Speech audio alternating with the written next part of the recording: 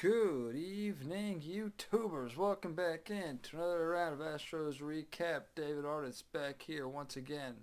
It is officially Monday morning, 12:34 a.m., September 12th, 2022. So, still sort of Sunday night for me. I know it's super late. I had sort of a long day, a lot of things to do here.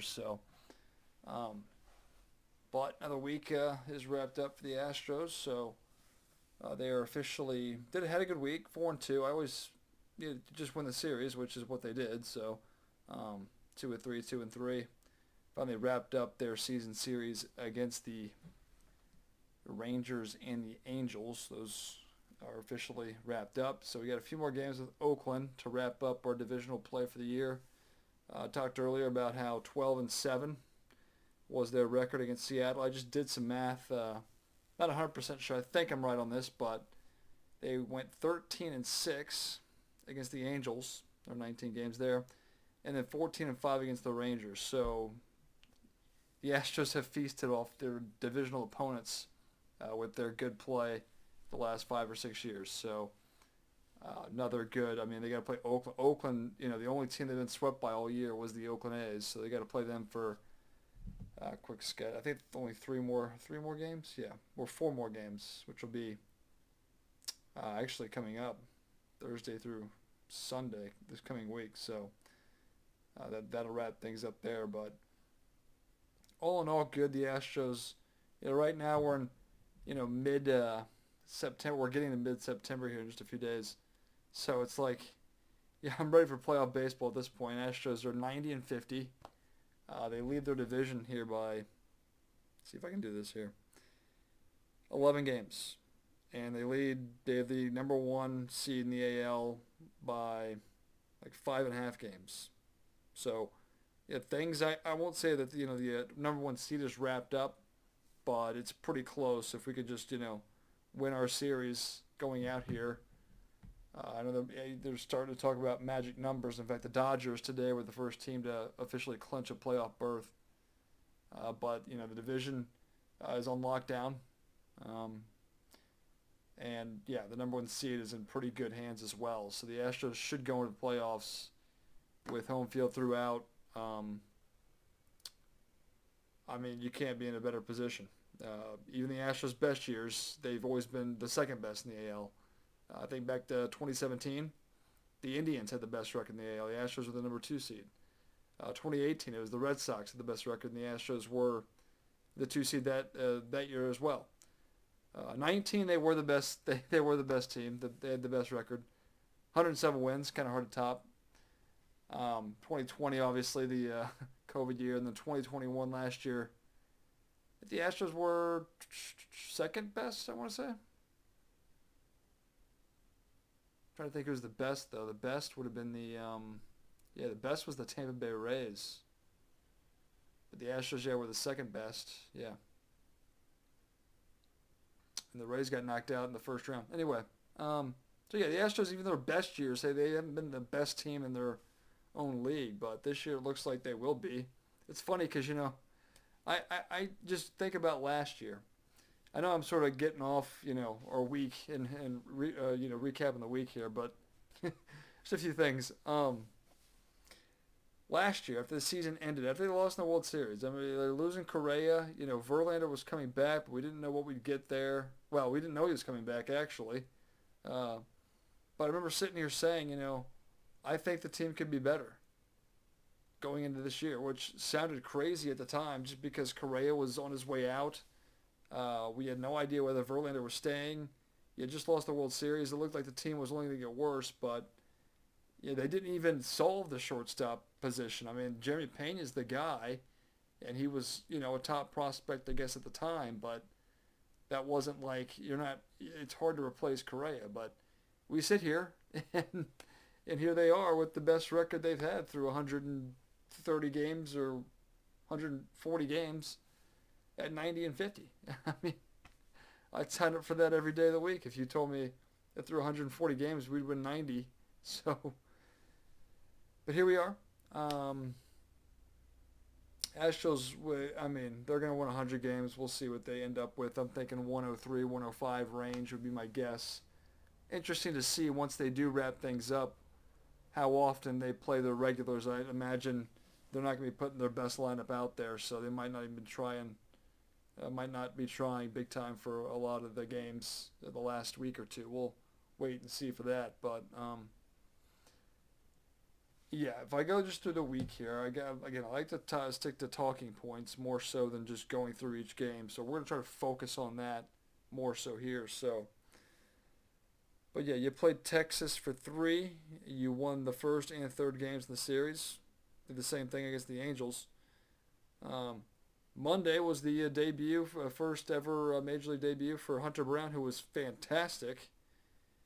He went 6 innings, didn't allow a single run. I mean, we needed him to be perfect, but yeah, 6 innings, 3 hits, struck out 5, walked 1 guy, but yeah, the Astros mustered 1 run that entire game, and that was on a Martin Maldonado RBI single, and they won that game 1-0. So the bullpen roll call did good.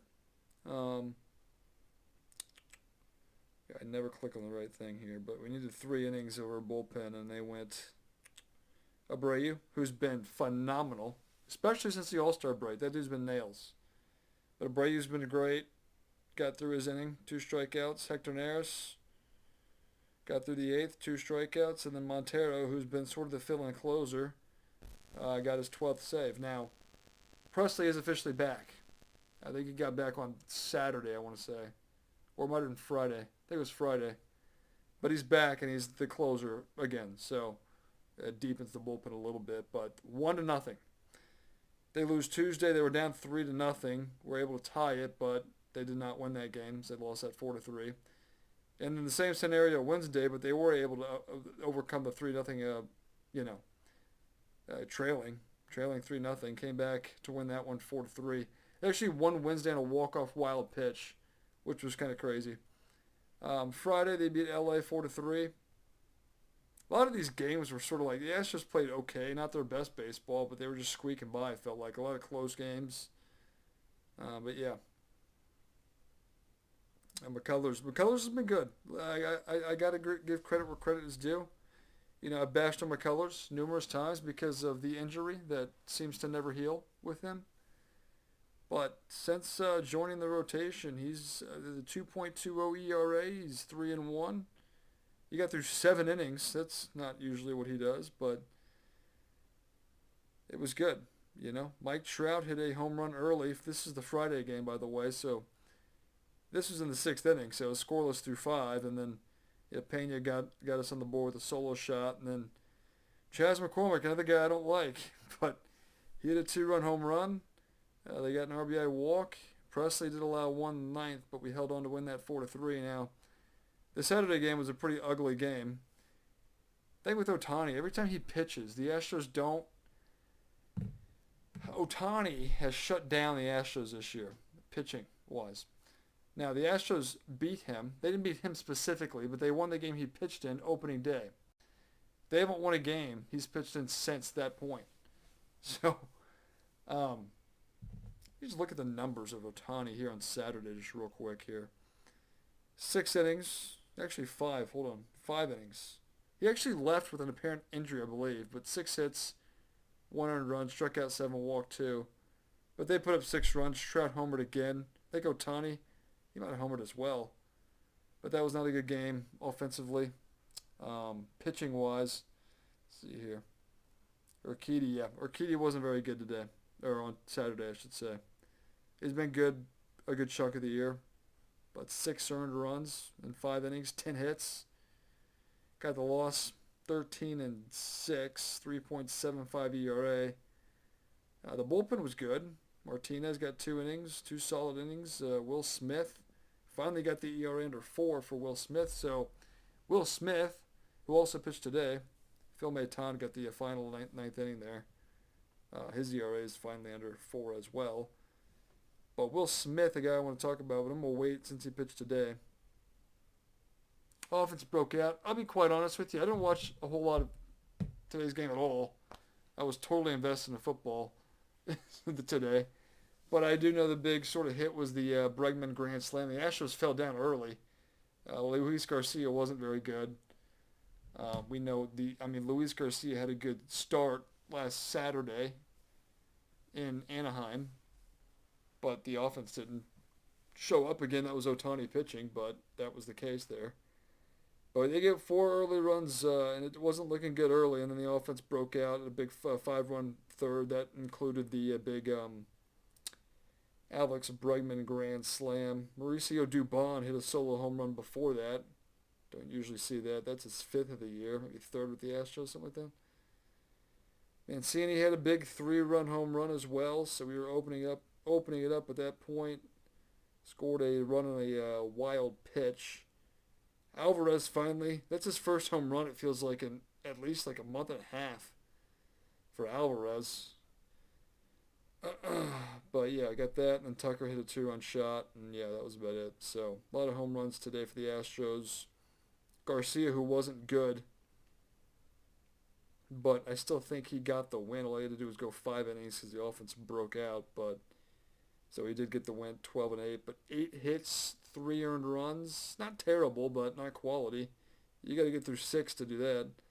Didn't walk anybody, struck out 4. ERA is over 4 at 4.04 for Luis Garcia Abreu.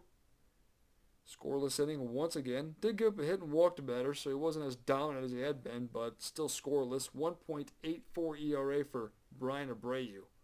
Stanek pitched a scoreless inning, walked a guy, struck out a guy, 1.14. Will Smith, another scoreless outing, 3.83. So Will Smith, real quick, Neris pitched the 9th. 2 hits, an earned run. Wasn't great, but we were up so many runs at that point, didn't matter. 3.34. But Will Smith has had, I don't want to get ahead of myself, but he's had a good string of scoreless outings. So, he's the sort of the lone lefty in the bullpen at this point. We'll see what we get out of him. But the ERA is now under 4, and hopefully he's maybe settling in a little bit. Might have taken him a little while with the trade, coming over, but he's been here for about a month now.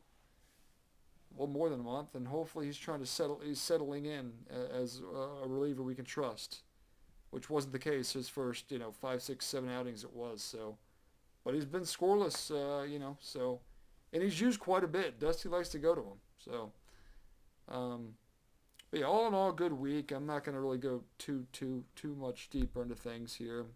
Only at 12, almost 13 minutes here, but yeah, we're just moving along here. Continue to try to get the series wins. They go to Detroit for 3 at a full 7-game week coming up here. So they're in Detroit, probably sleeping away right now. We got a game tomorrow at 5:30. We'll play 3 there. We'll come right back home, and we'll wrap up our season series against Oakland with 4. So, but yeah, I'm just trying to think here. Presley's back. We're still waiting on Verlander. I think he's progressing pretty well. So, I mean, he's been pitching, throwing. I'm not sure he's throwing off a mound quite yet. He might have today. I think I saw a replay at some point where he was pitching in the bullpen. They were showing footage of that earlier. So, I think Verlander's progressing quite well.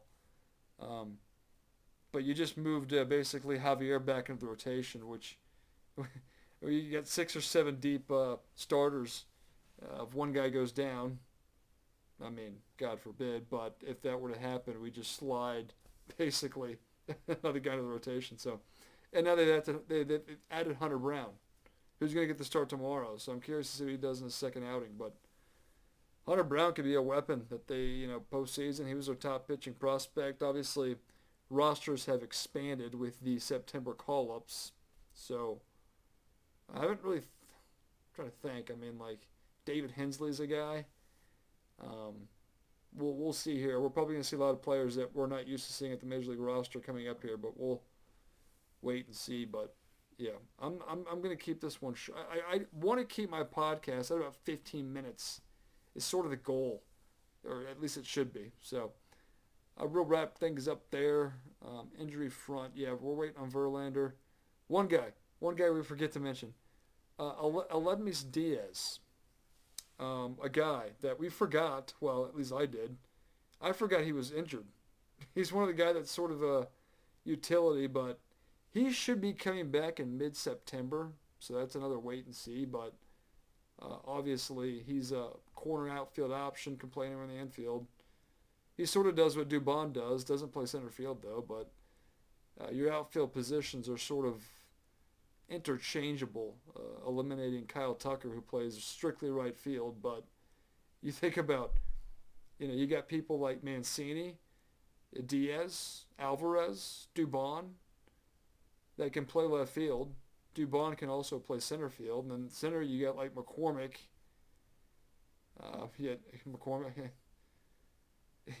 You're left and right. You're left and center field. It's interchangeable out there. But we'll wait on Diaz to get back. He was a bat that I think we need. It's hard for him to stay healthy. Yeah. So, but yeah, wrap things up there. We'll talk to you next week. See what the next week actually looks like in terms of off days. They're off on. They're not off. Yeah. What 5:30 games. But I'll probably talk to you next Sunday night. Might be around the same time. Who knows? But yeah, wrap things up there. We'll talk to you, let's say a week from now. Something like that. But yeah, we'll see you whenever I see you next time. Wrap things up there.